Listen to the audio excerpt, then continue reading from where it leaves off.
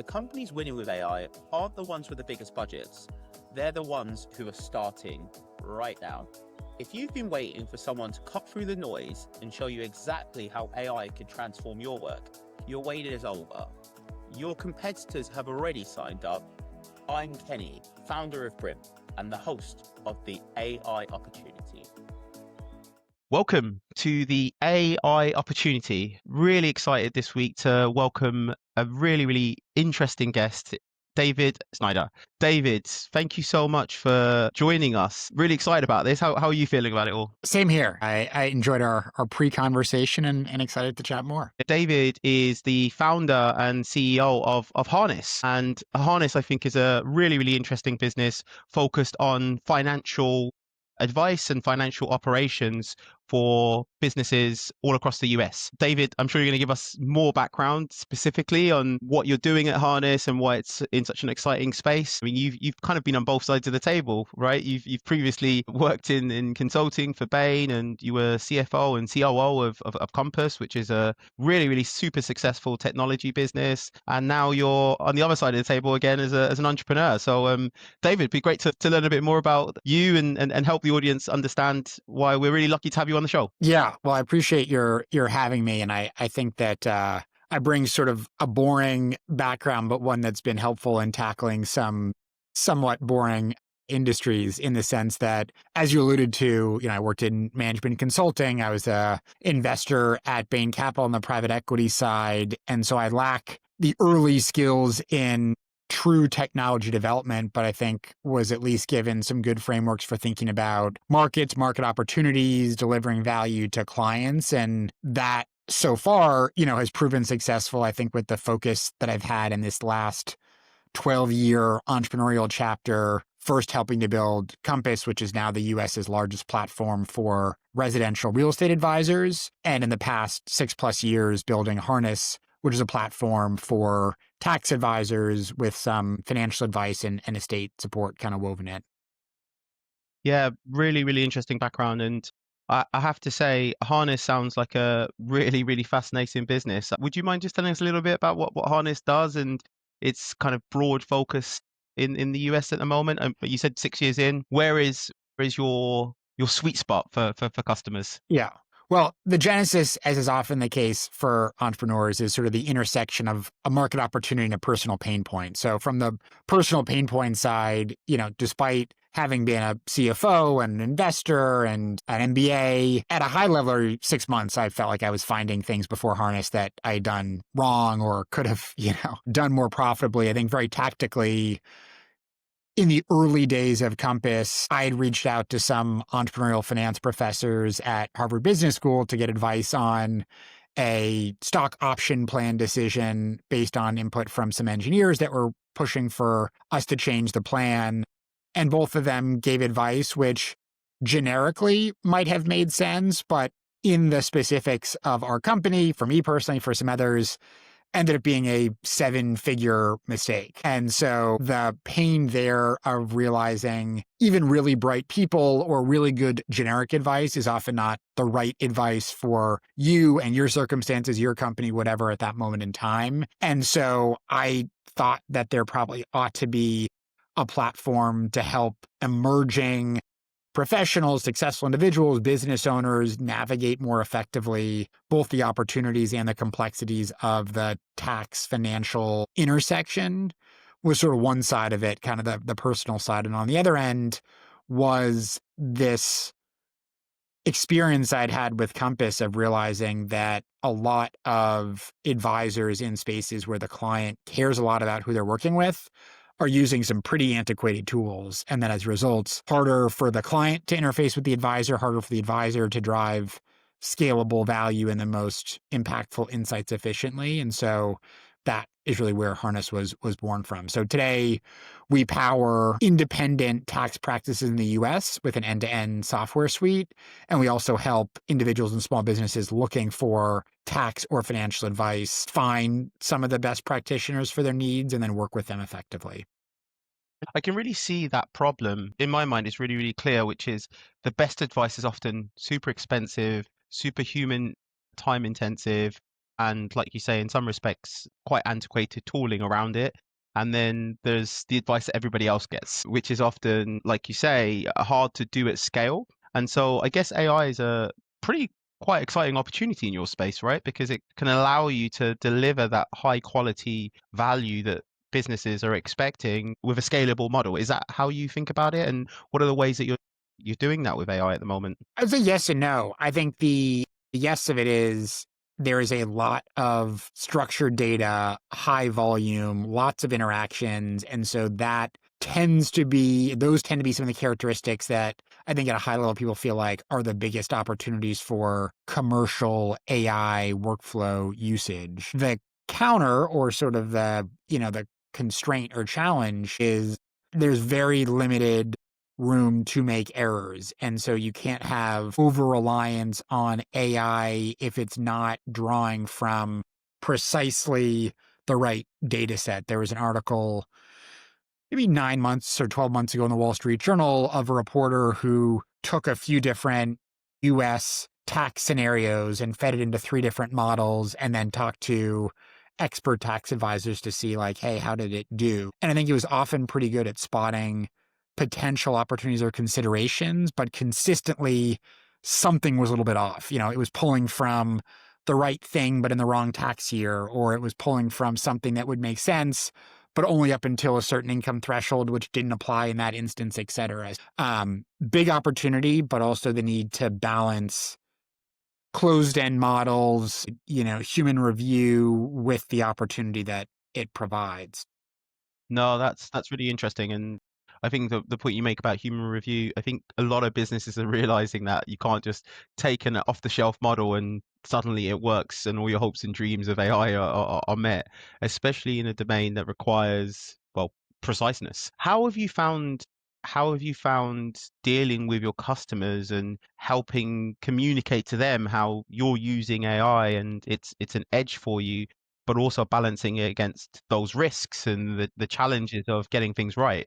I think I recently went to an event and heard from the CEO of one of the largest mobility companies. And, he was mentioning that they had a concern that driverless cars people would expect ought to be cheaper because there's no driver, but in actuality, it's actually more expensive today for them to deliver over time. That cost will go down, et cetera. I think there's the same thing in our application that you want to use technology in ways that leaves the client feeling like they got a better experience, not that you are using AI to cut your costs at their expense. And so the early introductions for us in our product experience were client can dump, 50 files or whatever the number may be, they're relevant for their tax year, and our AI will scan them, it'll rename them, it'll auto-categorize them, which ends up making it dramatically easier for the client. They have higher confidence that the advisor is going to get stuff the right way. They can see what files might be missing to ensure that they're not going to get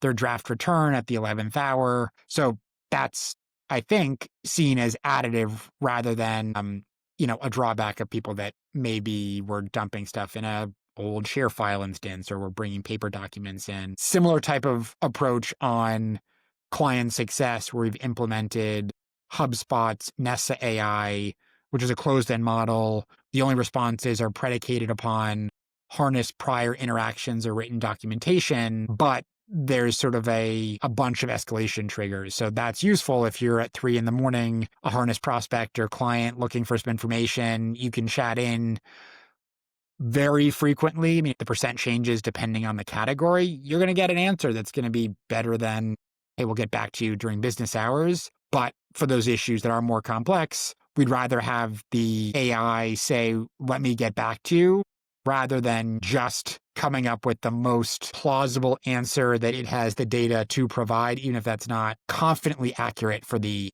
situation. I had an experience this morning with one of our clients, David, and I'd like to talk to you about it because I feel like you're 6 years in, so you might have had similar experiences. This is a client that's happy, so that's good. Always good when a client's happy. But we're more than a year in now with our relationship, and he made the point in his mind about how initially when he started, he didn't realize what the investment would look like in terms of the life cycle. And he suddenly had dawned on him that this is really something you've got to be investing in for multiple years without us cueing him. Mhm. Obviously, music to our ears, right?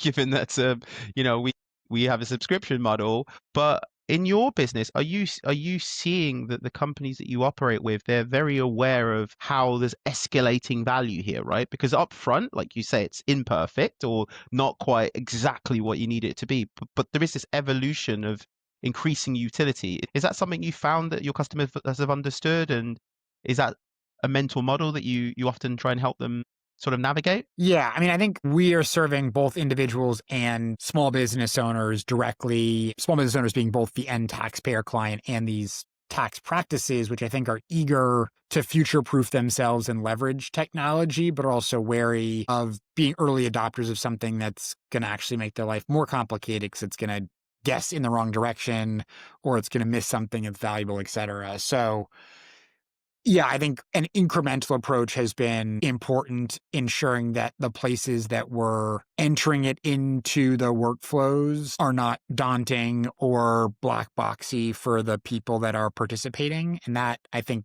generally goes over well. But I totally agree with you. I mean, for most businesses that are operating, putting aside those that are actually building technology with AI, your use cases change. The best technologies to solve for those things change. I mean, right now, a lot of folks are using the core big providers. There are obviously a lot of companies that are vertically specific popping up that use those pieces but replace the traditional SaaS applications that you might use in operating your business. You can drive yourself crazy trying to keep up with every possible thing. I mean, there's something that happens every month that's theoretically impactful for almost any business, conceptually, a new release of this model, that model, different capabilities, partnerships, et cetera. But you also can't kind of bury your head in the sand and assume that if you thought about it or you subscribe to enterprise level ChatGPT, you can wipe your hands and be done for the next half decade. I think we are starting to see that coin kind of like drop for a lot of businesses, that a subscription to Copilot or ChatGPT is probably not an AI strategy, but it's definitely an evolution. It's interesting, your customer base, or at least the businesses that you operate with, they are by nature quite conservative, presumably, right?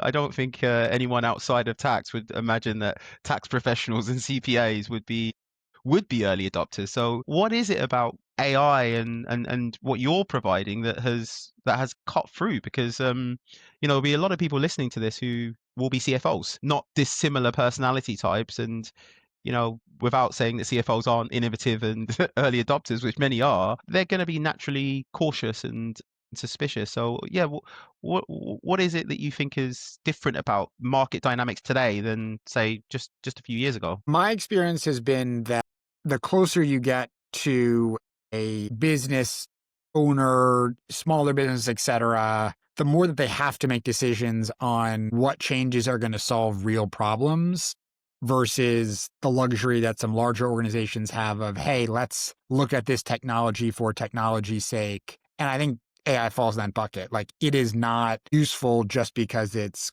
cool or talked about a lot. It's only useful if you have a problem or see an opportunity that it can solve. So I think in our case, it's really about operating leverage for human capital, meaning the tax advisor and their client. When we survey end high-value taxpayers, not just our own, but in the market broadly, they are willing to pay a premium for a process that feels faster, more efficient for them, more informed, et cetera. The advisor knows that they're going to have a more sustainable quality of life. They're going to actually have a more profitable business and likely one that grows more if they can spend less time doing the administrative and the back office data entry components that are not advisory oriented, value add, et cetera. So we have tried to orient our model to how can technology, first vertical SaaS and now more and more vertical SaaS with agentic interfaces, solve problems rather than just be a shiny.ai URL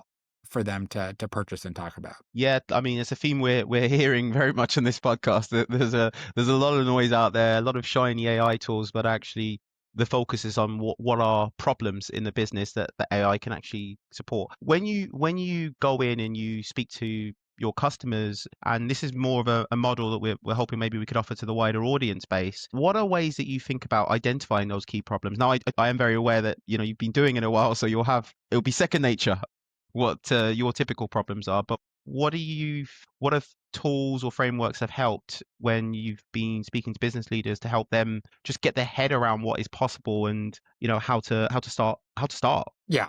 Well, again, I think on the end taxpayer side, the problem set is really, I'm just looking for someone who knows what they're doing, who's going to be responsive, and who's going to create as much value as possible in ways that I can understand and are obviously, legal and compliant, et cetera, to create value. On the taxpayer side, the tax advisor side, everyone, like, they feel problems. I think being able to reframe what the solutions can be is where more of the art is. So most of the practices that you talk to will highlight the labor shortage in the tax industry. There is lots of demand that they have, and finding people that are reliable, continually learning and getting better and better and more effective, et cetera, is really hard to do. And so the solution in many cases that they think about is, okay, I either need to hire the next person, I need to find that contracting service offshore or somewhere else to plug gaps to solve the same problem in the way that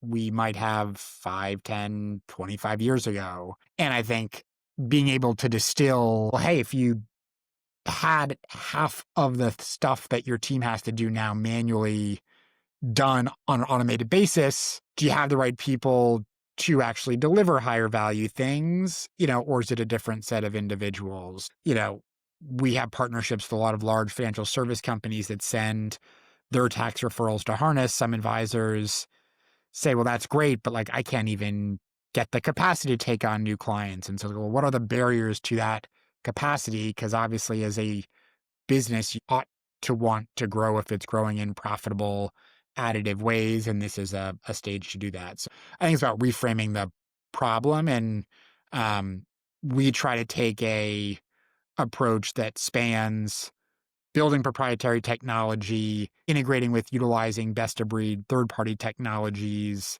and tech-enabled services to create solutions that work best for the small business owner who doesn't have the staff and time to have their own team of people that can build custom APIs or connect a growing number of point solutions that they have purchased or want to stack together to create great solutions. Yeah, no, that's really interesting.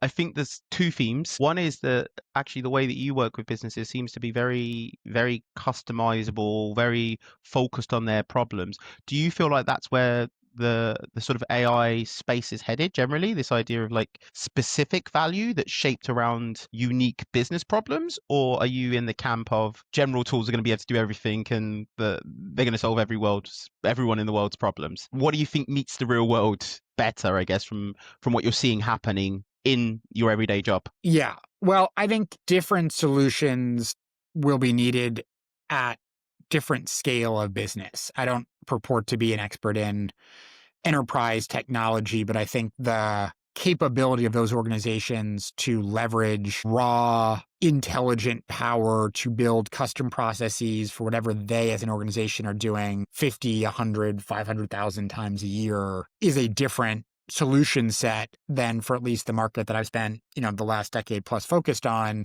the SMB side, where you really need something that is fairly easy to understand, to adopt, to learn, to utilize, which lends itself to today, still a lot of folks being able to use generic models, but over time, I think needing to have specialized components that are exceptionally good at interpreting tax-related information and knowing where you can rely on answers coming from a data set that is either only your own data, is only data that feels very specific to industry or stuff that you are confident relying upon, and stuff that is generically pulled from the full, World Wide Web or massive database of information. And I think blending those things is a challenge at this stage for people knowing which one to go. That's probably why a bunch of folks, turn to your team.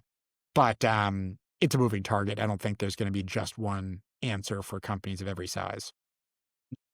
That makes a lot of sense. And I guess if any of us knew that, then we'd our job should be predicting the future across lots and lots of domains. In terms of, there was a point you're making about sort of like the data that your company has and the risks around potentially, I inferred that, but the risks around data from everywhere else. Do you feel like governance has been one of the areas that has been really important to your customer base? And how would you think that executives should be thinking about governance when it comes to applying AI across their businesses and working with companies like Harness? So governance Yeah, around the data, around what models certainly. doing. Yeah, certainly important. I hope that most organizations are paying attention to ensuring that they are, in many cases, just spending enough with these providers to be in the tier that the data is not being utilized anyway that might put their own information or their clients' information at risk, et cetera. I think the delineation I was making before is that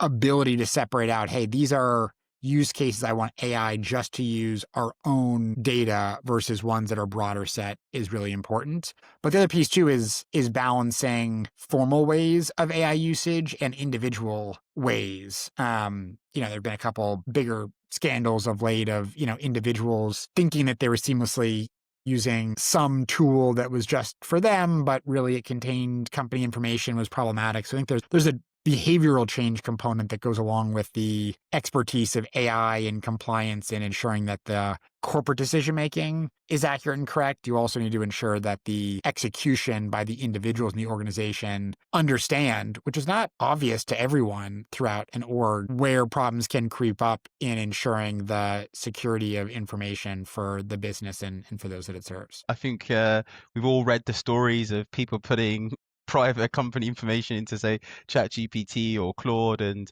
I think companies are really waking up to that and being more aware of, not just the obligations they have, maybe regulatorily, but also, I guess, just the confidential obligations they have. Just on the same sort of vein, really, and thinking about guardrails, are there guardrails that you think are a good way for companies who want to start AI, want to start using services like yours, that they should have in place before they think about either engaging yourselves or just engaging in AI generally? How do you think companies should prepare for making that sort of transition to start using AI solutions and services? Yeah. Well, I'd certainly hope, I don't know for sure, that the industry specific paid software as a service, intelligence as a service type businesses do protect data. Obviously, it's worthwhile to understand and check that in the process of evaluating providers. On the macro, larger model side, I think it's relatively evident for those that are sophisticated software buyers, but it's still, you need to pay attention and do those pieces. I don't think that it requires a lot of upfront reorganization, change, process management. It just requires making sure that all of the team members understand, hey, we are making an investment in this resource, this copilot, this subscription, et cetera. We're doing it because it allows the data to be safe. Potentially, it allows us to collaborate more effectively across that, which we haven't talked a lot about. But there's also a goal of how do you use intelligence across the organization to help people to be more efficient, to attend less meetings, to, get the value of other people's notes and documents and deliverables and not spend then tens of thousands of hours replicating the same stuff because people don't know, where to access it, et cetera. So it requires a collective understanding of what's possible and what, even within the organization, you want to share to get the most value out of what it can unlock to these days. Yeah, it's interesting. I mean, we haven't really touched a lot on transformation and, like you say, cultural change across organizations. But I guess in your own experience, have you found that has been quite easy when it comes to sort of embracing these types of new tools, or has that been something that you've seen any friction around, whether in your business or with customers? And yeah, any golden tips that the audience can kind of learn from your own pain, David? Yeah, I mean, we have a fairly young team. People that have all joined the business in a single digit number of years, et cetera, and joined, I think, wanting to be innovative, do things differently. So there's not a lot of rejection of change. I do think that there's a wide variety of how much behavioral change or learning curve exists across products. I think one of the reasons that AI note-taking has been so wildly popular is that it for most of the providers is totally passive, whether you're doing it, within Zoom, whether you're using a standalone note taker like a Fathom or a Granola. It gets very quick adoption because it generates value and it requires almost no behavior change. Obviously, over time, you can figure out, hey, are you pre-categorizing meetings? Are you sharing notes in a certain way? Are you using it to populate emails? Like, you can build on top of it, but it's a low lift, low time to value that I think makes it such a powerful and now widely used use case compared to other stuff where it may have just as much value, but it requires more setup, understanding, work to get there, from what I've seen.